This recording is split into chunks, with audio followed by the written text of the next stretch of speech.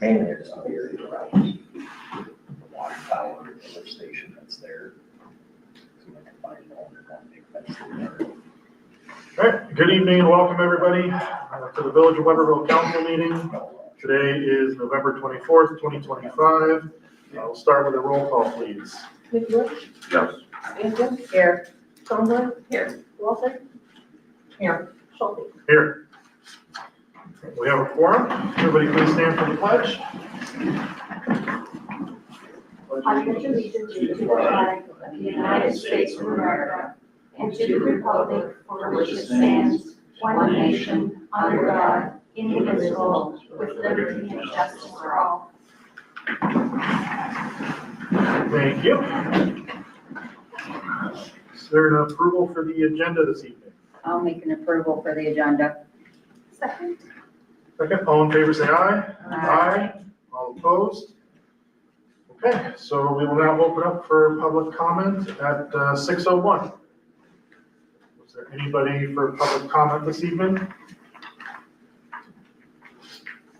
Okay, I'm seeing none, so we will close public comment. This time I have no comments. So is there a approval for the consent agenda that includes the minutes from November 11th meeting, accounts payable, revenue expenditure, and balance sheets? I'll make a motion to approve the consent agenda. I will second. Seconded, any discussion? Seeing none, we'll do a roll call. McEwen? Yes. Stanfield? Yes. Schoenborn? Yes. Walter? No. Schulte? Yes. Okay. Brings us to reports. First up is the engineering report. So Bruce, take it away. Well, I'm here mainly to talk about the Main Street paving and water main project, which is in new business, so I guess I'll wait until then. Okay. Any advocate reports? I see none. So we'll move into new business. First item is the North Main Street bids. Bruce, back on. Okay. All right. So, I wrote a short letter to the village council and summarized that we received 7 bids, the lowest of which was from Reeve Riley at $394,813.83. The project consists of obviously paving and water main. We had a good experience, I think, with Reeve Riley in the industrial park last summer. And so we feel that they're well qualified on the paving aspect. I was less familiar with their experience with water main construction. So I called Don Heck over at Wolverine, who is the engineer for Mason, and Reeve Riley has done projects with them in most of the last, 4 of the last 5 years building water main.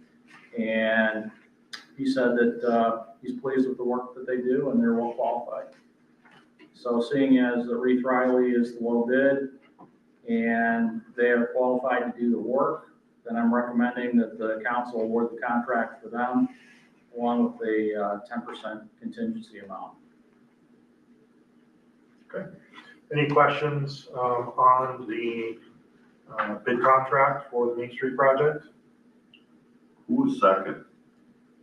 Is that Iron Horse, Iron Works? No, Iron Horse actually ended up third, Levitt and Stark. Okay, thank you. And council doesn't get to see these 7 bids? Clear the packet. Did I summarize? Yeah. Yeah, the high bid was $486,500 from Anglin Civil. Yeah, there was 4 bids under 400,000 and 5 that were over.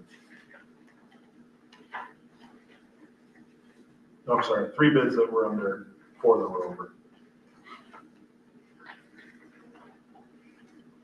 Sorry, I didn't look back that far. Yeah, the first, I mixed up. The first one was the estimate from the get-go. Mm-hmm. But the lowest 3 were all within $4,000 of each other. They're all pretty close, actually. Yeah, when you take 7 bids, you're usually pretty confident that you've gotten the rock bottom. Yeah, that's more than we've historically gotten. Yeah.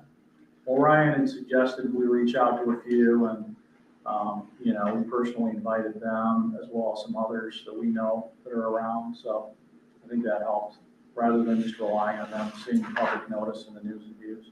Right.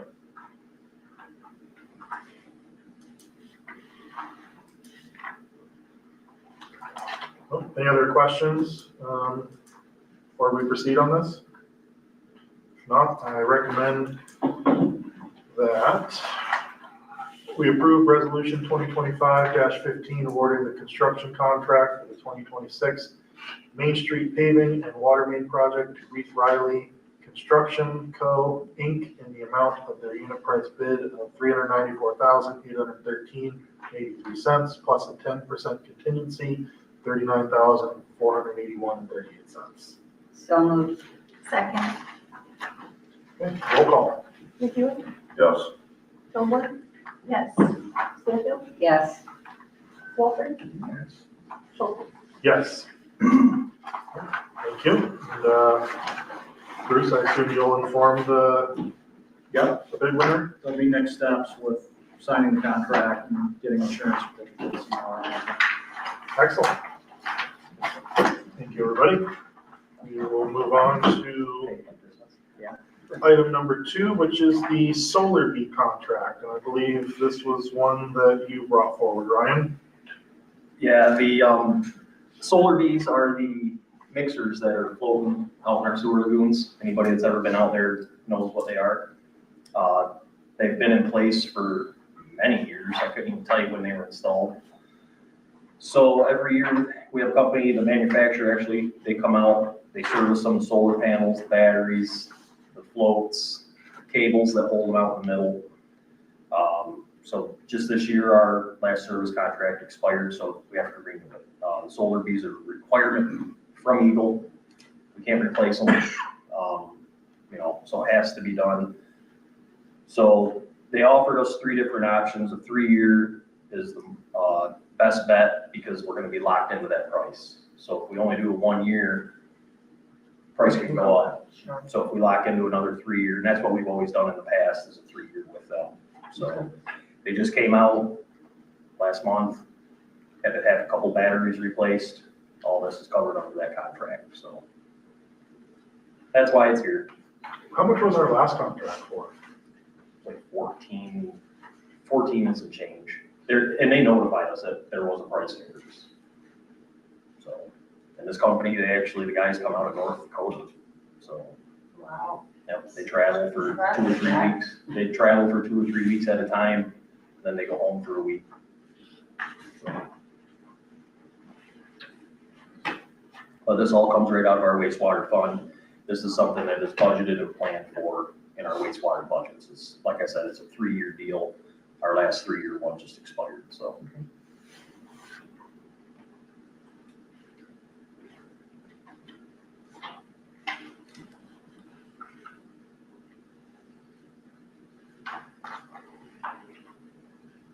I assume that'd be totally funded through the wastewater sewer fund? 100% sewer. Yep.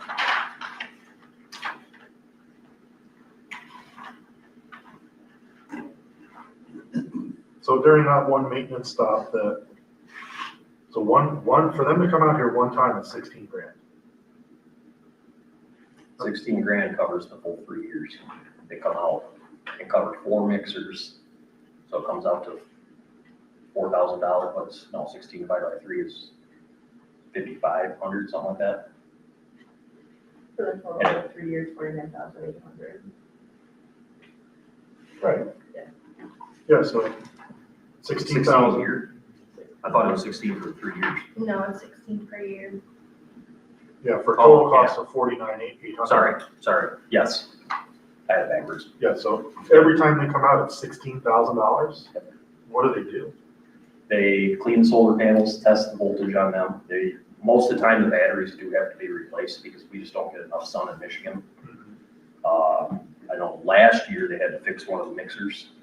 It was spinning, but it wasn't paddling the water around the way it's supposed to, it was just spinning on the shaft. So they had to actually pull it out. How, is it usually two people that come out or Two one? people, and it's a 2-day process. 2 people, 2 days. And this is required, This correct? is, we are required by Eagle to Yeah, have just- these. Yep. I'm shocked that it's that expensive. Thank you for changing jobs. Seriously. I mean, I get it, there's travel expenses, there's time and materials, but 2 guys for 2 days, it's a lot. Does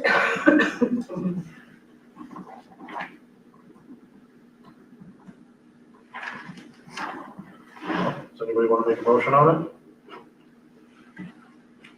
I will make a motion to approve the Solar V contract, option 3, not to exceed $16,600 per year from January of 2026 to January of 2029. I will second that. Yeah, we'll do a roll call. Hewitt, Yes. Stoneman, Yes. Stanfield, Yes, Walter. Yes. Schulman. Yes. Okay. Brings us to new business item number 3. This is the AED CPR device, third go around. All right, so for the AEDs, I spoke to Chief Yance, and we get about a 40% discount through NISA on those Life Pack CR2s, and the cost would be about $2,000. And they are a cellular device, so it works like through the cloud. If there is anything wrong with it or malfunctioning or something, it will actually send a alert to NISA. The chief will also get a weekly account of anything that's happening. If there's any kind of problem, it will notify Mike immediately. Also, I guess it's smart enough that it knows if the pads and the batteries have been used. It will beep or let you know. And the pads and the batteries are guaranteed for 5 years. So there was that. And then Deb was asking about the life lock.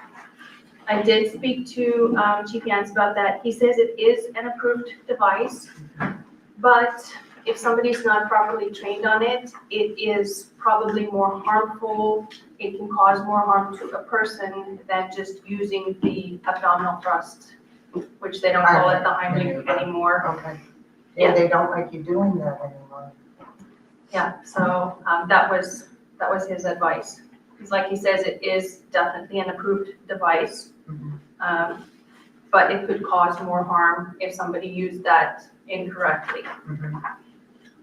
So. On the AEDs, I would say if we're gonna do it, move forward with one for this building for now. I don't really see a value in putting one out, way out at my facility, because we're not really a public building, and we're way off, kind of off on our own, where I think if we just have one here for now, have it here, that way we know it's here. I mean, we have a staff fire station for the most part. I'm pretty sure the last time we discussed this with Shane, if memory serves me correctly, there was a thought of getting a permanent one for this building and a portable one for a truck. Or something, right? Yeah, that is what was discussed. yeah. I was just saying, I couldn't justify sticking one out there, Yeah, so it's a valid point. Definitely an investment, because that is quite costly, but then once again, if you have to use it just one time, Save a pretty life. much paid for itself. So, Is it reusable? yes, you can just get new pads. And so the other really interesting part about this is NISA just got some new equipment last year. All their monitors are now like upgraded. They hook directly into the AED, so they don't have to replace any of the pads that somebody has on their body already. They can literally just take the cords out, plug them into theirs, and then it uses it. Well, I certainly like the idea of one. I don't want to say, we'll try it and see how it goes, because I hope we're not ever trying it. But presumably, NISA is able to extend that discount Right. at any time, so if we do want to add another one or look at a portable, I see no harm in it, but especially for a public place like this, and then I don't know if it's in the plans for the Ford building to include one. Not necessarily, but I mean, it would be probably worthwhile too. Yeah. I could see the value of having one out there, but that does not have to be part of the project, that can be done after the fact. Sandra, does the school have one or two? I'm assuming the school has one, don't they? I would assume so, because Yeah. it would be a requirement for them. Yeah. People don't have to be trained to use that? Yes, they do. Well, that's what I'm wondering. You're just gonna leave it in here for somebody to use during a party? Is that where it's gonna be attached to? I mean, I'm sure there's probably a certain amount of personal liability if somebody decides to use it. I know that most of them, I think you had said this one, it has voice instructions. Oh, yeah, it literally like walks you exactly through, it will keep telling you the same thing, Yeah. so. And it won't shout unless it says it's getting, Mhm. right? That's what I thought, because I was trying to, As it's charged. because we were always joking, oh, we're gonna shock each other. It won't. Right. You can't just start administering shocks to people. That messes your heartbeat, right? Yeah. Takes a lot. Literally step by step and explains what to do They should be pictures. They showed us one of the, No big deal. when we get our class, board yeah. meeting But too. I'm sure that'll be great. How does this come packaged? Is this something that you stick on a wall that's like an emergency break glass, or? I'm not exactly sure what the Life Pack CR2 looks like, but the ones that we have on fire trucks are in like a little case, Right. and it just zips open, and it has like all the pads in like the top and the machine in the bottom, and once you turn it on, it will start walking you through like the steps that you're supposed to do. Right. So, We have one in our office that doesn't, it's in a glass case on the wall. You don't have to break the glass. It's just got like a little cabinet door. You just open it up and take the unit out. It's just like that fire extinguisher right here, and it'd be labeled AED. Right, Right. open the door. I mean, what I could do too is, I could actually go ask if I can borrow one and bring it in so I people was can just, see. I was mostly just curious. I mean, to Mike's point, you know, somebody tampering with it or decides to walk off with it. Yeah, I mean, do they want it and they just walk out the door with it?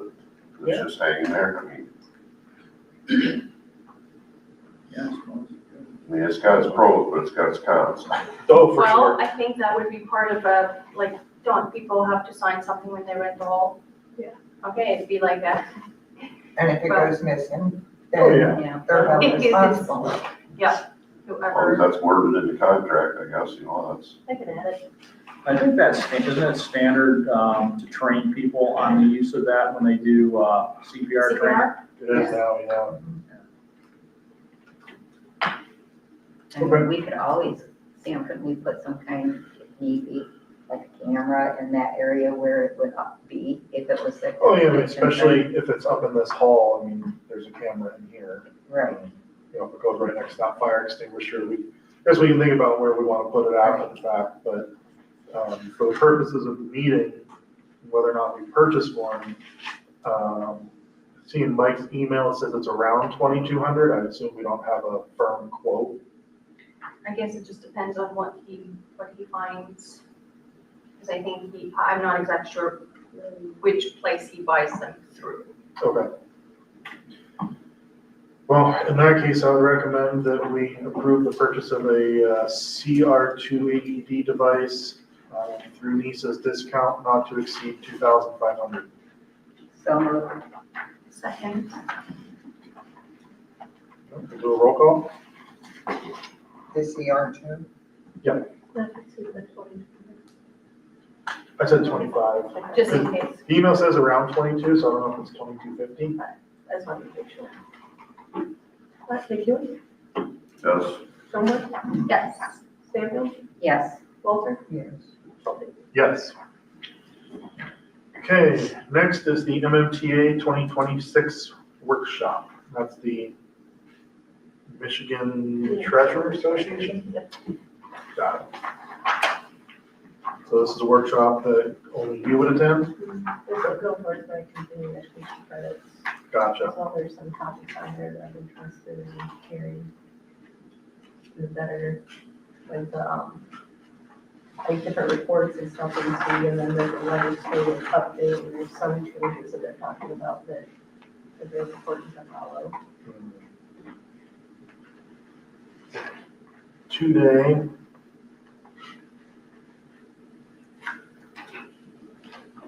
Jessica, this is the one that helps you keep your credits up and gives you the information when they are updating anything that you have learned that you get to bring back to the village, and you give the information to Carolyn and us as well, correct? Thank you. no room and board, you're gonna drive each day? And it's just one thing. Okay.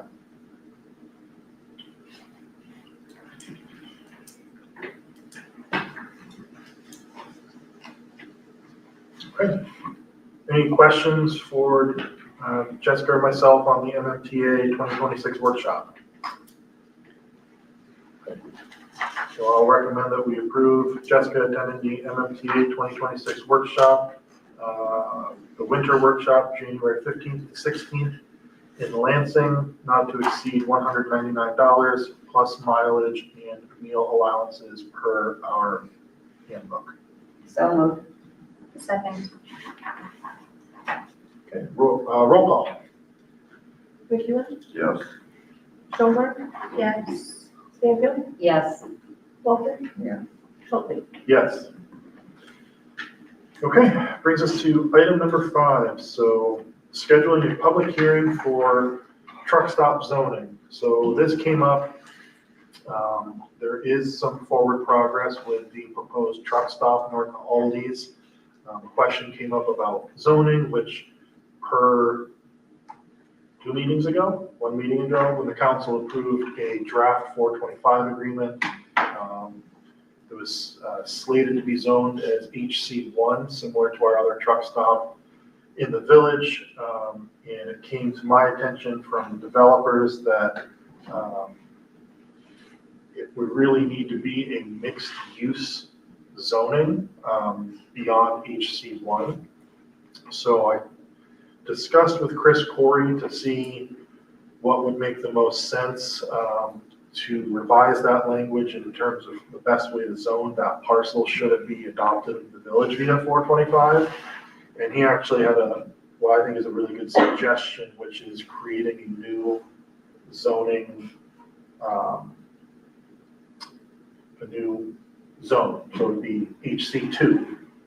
And then, there would be language in that adopted into our ordinance where the council can spell out exactly what is permitted uses by right for area zone HC2, as well as permitted uses by special permit, and then not permitted uses. So all of the language that was in the proposed 425, you can't do this, you can't do that, would be covered by creating a new zoning district.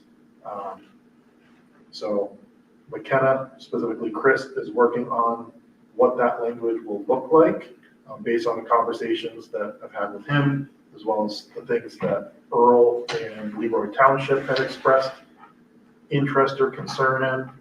So really this would just be to set the public hearing for our December 9th meeting. Prior to that, McKenna would provide a recommendation for everybody to review and potentially adopt next meeting. So. May I ask if it was something big that they wanted to change? That's why they contacted you?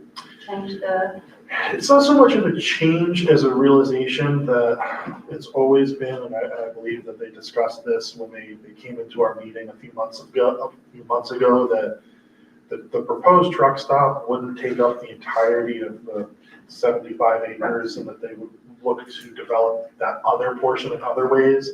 And what he had made mention to me, which he was not able to share full details on because they're under a non-disclosure, but it would be uses that sound appropriate for the village and the township. It would fit under the M1 industrial zoning, which, based on what I was gathering, he was suggesting would not fit into HC1 at all. Okay.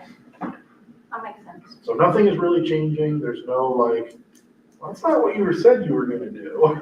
It's just a realization of, you know, if a new, And further development in the future. right, and if a new zoning district were created, if an issue ever came up where, and we've dealt with this recently, of amending, the different zoning districts, changing it would only affect one property versus having to take into account, well, if we change it for them, there's other people who are zoned this way, and how does it affect that?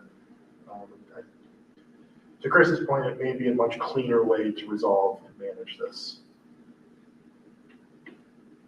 Sounds good.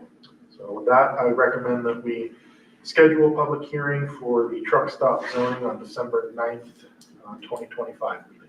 So moved. Second, Okay, we'll do a roll call. McEwen, Yes. Schoenberg, yes. Stanfield, Yes. Walter, Schulte. Yes. Thank you. Brings us to item number 6, the President Pro Tem. So every year as a board, we are responsible with self-electing a President Pro Tem.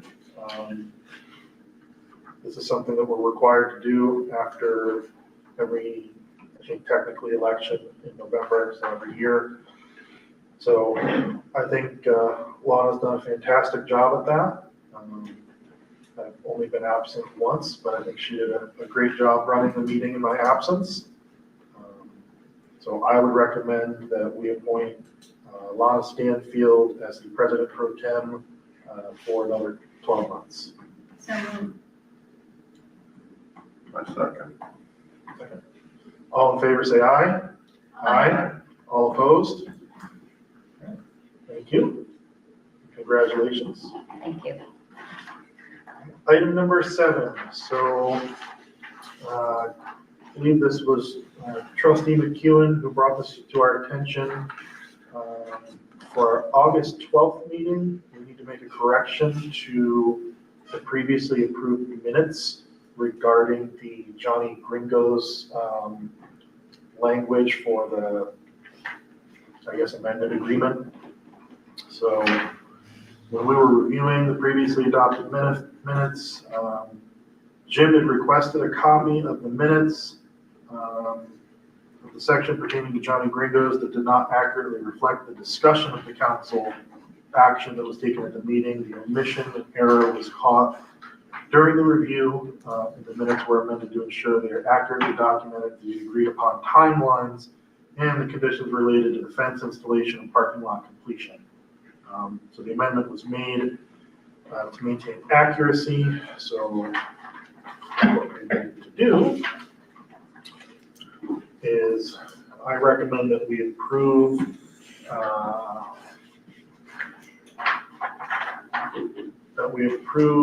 the village council minutes of August 12th, 2025 meeting with the suggested changes as presented, and that the amended minutes will be adopted in the official record.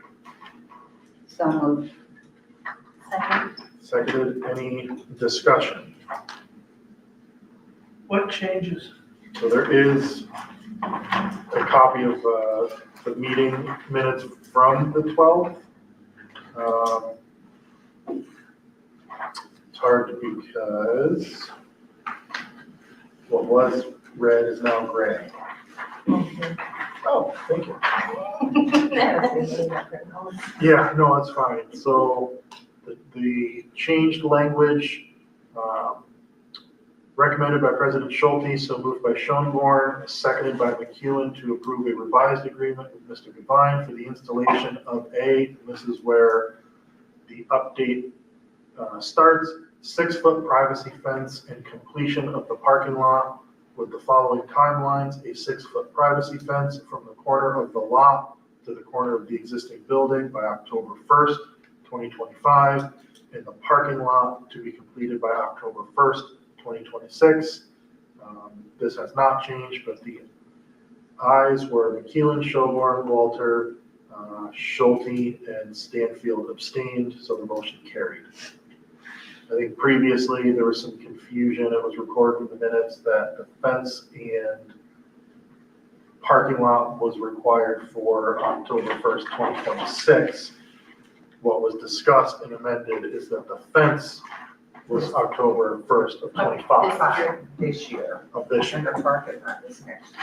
Correct. That is correct. Oh, sorry. Let's go after that. Okay, so, motioned and seconded, right? Who seconded? You did? So, we'll do a roll call. McEwen, Yes. Schoenberg, Yes. Stanfield, Yes, Walter, Yes. Schulte. Yes. Okay, thank you. That brings us to item number 8, which is also Johnny Gringos.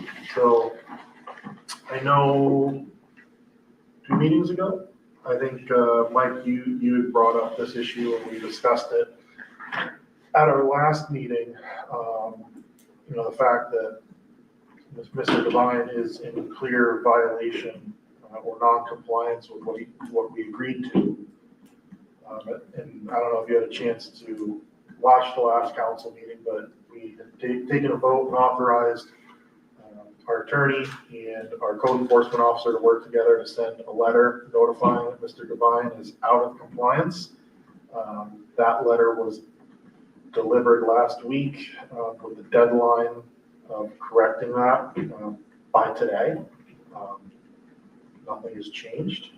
So discussing that with our code enforcement officer this morning, he had advised that out of a courtesy,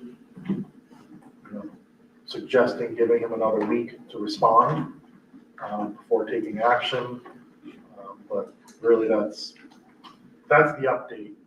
There's nothing saying that we have to take a vote on anything or take action, unless anybody's so inclined to make a motion. But that is the update that we're trying. The letter's been sent. There's been no response. It was sent by certified mail, and a hard copy was posted on his front door of the business.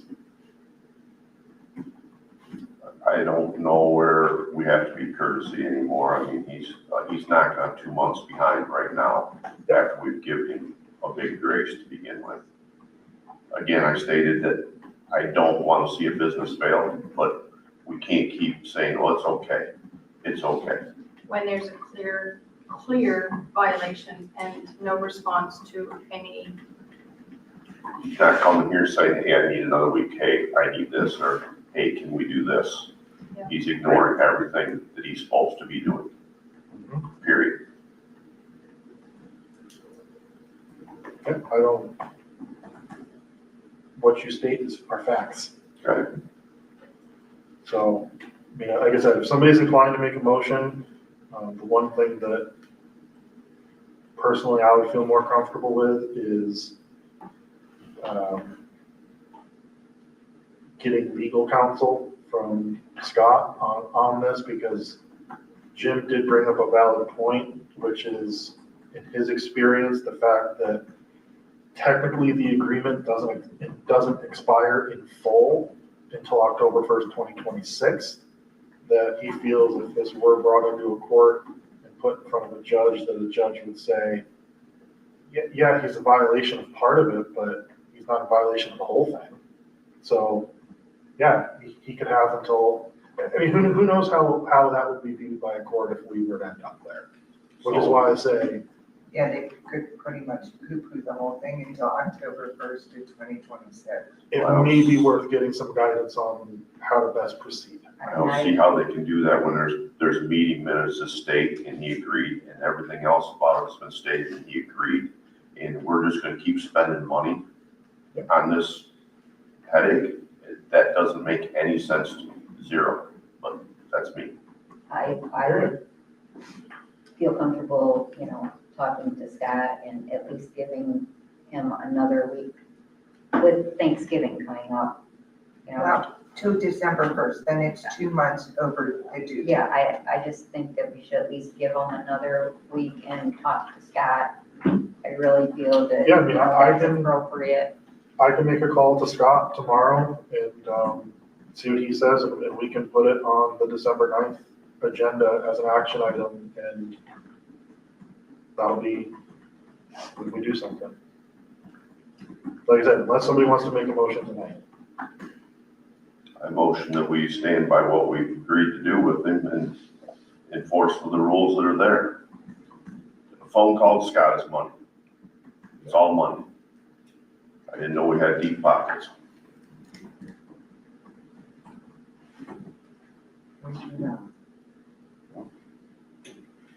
So. Go ahead. Okay. Can you be more specific with your motion? I motion to enforce the fence ruling that we all agreed on that is not built yet, and stand by the rule that the asphalt has to be done by October 1st of 2026. Thereby revoking his temporary certificate of occupancy. He's only on a temporary CBO right now, and he's got to set up and take notice. Is there a second? Second. Any further discussion? But how can, because when we made the agreement as a whole. But he agreed to have the fence done by October 1st. So if he's not even in compliance with the first part, which is the easy part to Right. do. But that's the part where I'm wondering how the courts are gonna look at it, because when we met and agreed on it, they're gonna be like, okay, well, we kind of put the agreement all in one. And admittedly, the court thing, I'm viewing that as a worst case scenario. Right, We I know, don't- that's we how don't I'm know looking at it too. But what they would may, if we do that, it's an empty building. But I agree with you. When we go into an agreement, we should hold them responsible. And besides the fact that that was already the second time I understand. that we had extended the agreement. You- Wasn't it you're like asking for so February? he could get his liquor license, and I have not been in there, but I don't know if he's got a liquor license or not. I honestly don't know. So But I understand where you're. enough is enough, I say.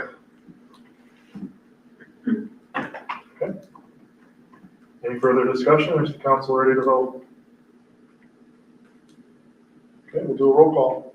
McEwen, Yes. Schoenborn, Yes. Stanfield, Yes. Walden, No. Schulte. No.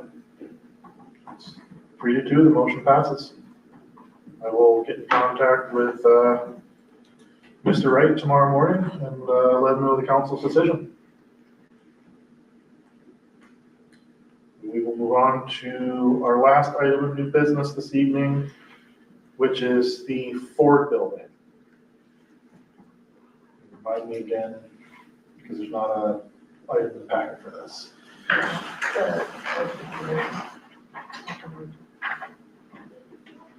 Oh, geez, we talked about this morning.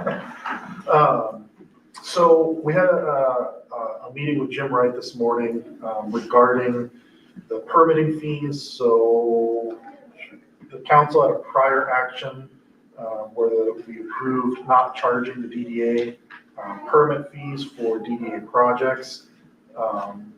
So really, there was some confusion as to how the accounting will work with that in terms of the relationship between McKenna and the village. So what we pulled out of that is that the village fees, I'll just read it.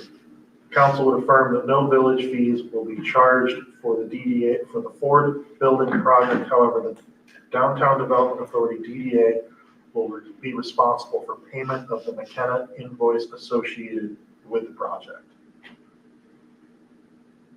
So initially, this was brought up because McKenna is contractually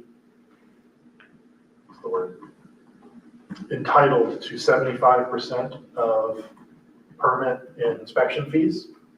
So in a fictitious example, if a permit were to cost $100 for somebody to build a fence, they pay their permit fee, $75 goes to McKenna, $25 goes to the village.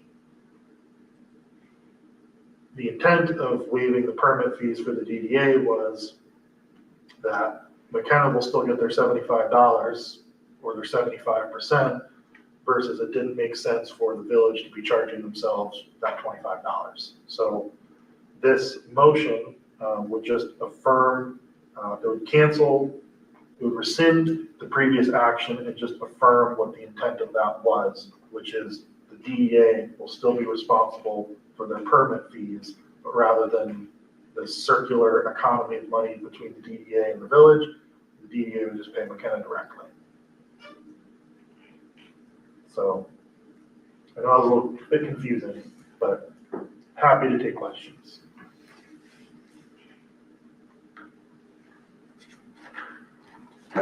So I would recommend that we approve to rescind the village council's prior action of not charging the DDA permit fees for DDA projects.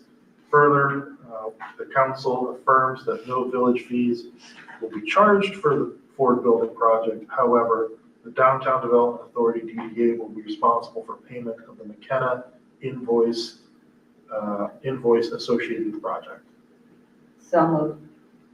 I will second. Roll call. Rechula? Yes. Schoenberg? Yes. Stanfield? Yes. Walters? No. Schulte? Yes. Okay, so that brings us to the end of new business. So we will now enter into our second public comment at 6:41. Is there any public comment? Seeing none, so we will close public comment number 2. At this time, I have no comments, so that brings us to comments from the council, to which I see none. So is there a motion to adjourn? I will make a motion to adjourn at 6:42 PM. Second. All in favor, say aye. Aye. All opposed? Thank you, everybody, for coming. I'm about